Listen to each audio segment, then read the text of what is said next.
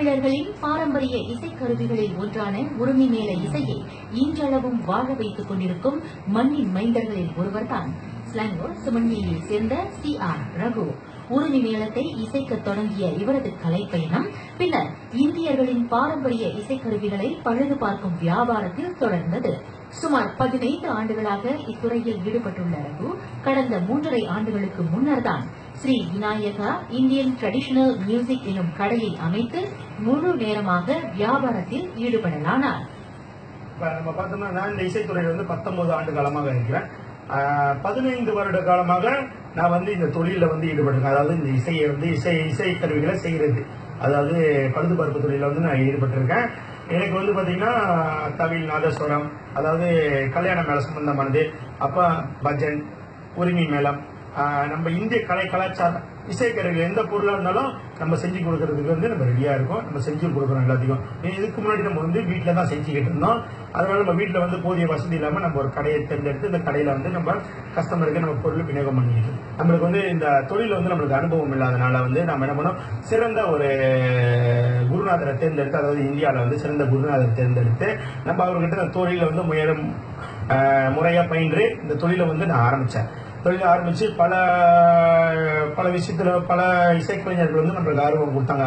Okay, நீங்க இந்த இசையை மட்டும் செய்யாம பல இசை, அதாவது தவில், நாதஸ்வரம், அப்புறம் அது இல்லாம நம்ம தபேலா, டோலாக், டோல்கி, டோல், அதாவது நம்ம பாரம்பரிய இசை வாத்தியங்களை செஞ்சு கொடுக்க சொல்லி கேட்டபோது நம்ம முறையா பயின்று நம்ம இப்ப நம்ம மலேசியா மண்ணின் மைந்தர்களுக்கு இல்லாம சிங்கப்பூர் மற்றும் மேலை நாடுகளுக்கு நம்ம பொருளை செஞ்சு தருவிச்சு அவங்களுக்கு சிறந்த ஒரு பொருட்களை விநியோகம் பண்ணிக்கிட்டு இருக்கேன். இசைக்கருவிகளை பழுது பார்ப்பது ஒரு புறம் இருக்க, மறுபுறம் அவற்றை சுயமாக தயாரிக்கவும் செய்கிறார் ரகு. அதற்கு வேண்டிய அனைத்து பொருட்களும் இந்தியா, இந்தோனேசியா போன்ற நாடுகளில் இருந்து தருவிக்கப்படுகின்றன. சுமார் அரை மணி நேரத்தில் இருந்து 1 மணி நேரத்திற்குள் ஒரு இசைக்கருவியை இவர் தயாரித்து விடுகிறார். இசைக்கருவிகளை தயாரிப்பதற்கு பலாமரங்கள், வேப்ப மரங்கள் போன்ற மரங்களிலான பலகைகள் மட்டுமே பயன்படுத்தப்படுகின்றன. மலேசியாவில் போதிய வசதி இல்லை. அதாவது போதிய வசதி இல்லாத நம்ம என்ன பண்றோம், நம்ம நம்மளோட மேலை நாடுகள்ல நம்ம உதவியை நாட வேண்டியதா இருக்கு. இப்ப முக்கியமான பொருட்கள் குறிப்பிட்ட நாடுகள்ல தான் கிடைக்கும். இப்ப தோல், அதாவது அதோட ஸ்கின், அப்புறம் அதோட வுட், அப்ப பாத்தீங்கன்னா அதுல நம்ம இந்தியாவில தான் நம்மளுக்கு கிடைக்கும். நல்ல பொருட்கள் குவாலிட்டி, பெஸ்ட் குவாலிட்டினா நம்ம அங்கே கிடைக்கும். அங்கேயே நம்ம இங்கே தருவிச்சு, மலேசியாவில் தருவிச்சு அதை நம்ம அசம்பிளி பண்ணி நம்ம பூட்டி கஸ்டமர் கொடுக்குறோம். குறைந்தபட்சம் ஒரு பொருட்கள் நம்ம போட்டதாலும் மினிமம் ½ an hour 1 hour நம்ம ஜாமான் போட்டு ஃபிக்ஸ் பண்ணி கஸ்டமர் டெலிவரி பண்ற அளவுக்கு நம்ம அந்த பொருட்களை வச்சிருக்கோம். மலேசியாவில் வெதர் ப்ராப்ளம் இருக்கும். அதாவது இந்தியாவில் பொதுவாக என்ன சொல்லுவோம்னா, நான் அந்த வெப்பத்திலே வளர்ந்த மரங்கள்னால அது பெஸ்ட் குவாலிட்டி. அதனால பார்த்தீங்கன்னா நம்ம பெஸ்ட் குவாலிட்டி மரம்னு பார்த்தீங்கன்னா நம்ம ஜெக் ஃப்ரூட், அதாவது பலாமரம், நீ ஃப்ரூட், நம்ம வேப்ப மரம், அப்போ இந்த கருப்பு மரம்னு சொல்றது கருங்காலி மரம், இதெல்லாம் இந்த 3 நல்ல சிறந்த மரம். நம்ம இந்தியாவிலேருந்து தருவிச்சு இந்த பொருட்களை நம்ம செய்யறோம். வழக்கமான இசைக்கருவிகளை போல் இல்லாமல் அதன் வடிவமைப்பில் புதுமையையும் வண்ண கலவையையும் இவர் சேர்த்துள்ளார்.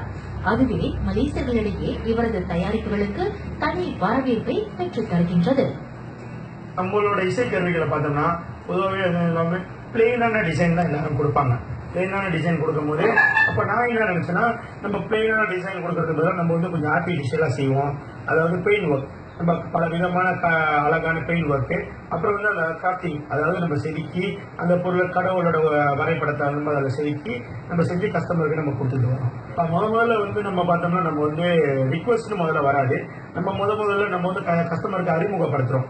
இந்த மாதிரி பொருட்கள் நம்ம செய்யறோம், இது நம்ம ஆர்டிபிஷியலான பொருள். அதாவது மேக்சிமம் இந்த பொருள் பார்த்தீங்கன்னா அது ஒருத்தவங்களுக்கு குறிப்பிட்ட ஒரு ஆளுக்கு இந்த டிசைன் நம்ம ஒதுக்கி வச்சிருப்போம். இப்போ அவங்களுக்கு இந்த டிசைன் மற்றவங்க நம்ம செஞ்சு கொடுக்க மாட்டோம். பொதுவாகவே நம்ம ஒரு ஆளுக்கு ஒரு டிசைன் செஞ்சு கொடுத்து அவங்களுக்குன்னு அந்த பொருளுக்கு நம்ம செஞ்சு கொடுத்துட்டு தான் இருக்கோம்.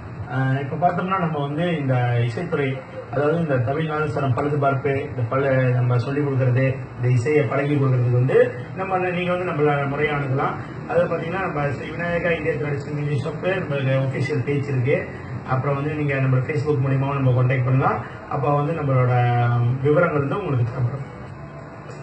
எந்த தொழிலாக இருந்தாலும் முழு ஈடுபாட்டுடன் செயல்பட்டால் வெற்றி கனியை எளிதில் எட்டிவிடலாம். அதற்கு ஓர் உதாரணமாக திகழும் ரகுவை போன்று இன்றைய இளைஞர்கள் ஏதாவது ஒரு துறையில் முழுமையாக ஈடுபட்டு தொடர் சாதனைகளை பதிவு செய்ய வேண்டும். அதுவே இந்திய சமுதாயத்திற்கு கிடைத்த பெருமை. வளர்ச்சியை நோக்கி பீடுநடை போட்டுக் கொண்டிருக்கும் மலேசியாவின் இலக்குக்கு கிடைத்த வெற்றி.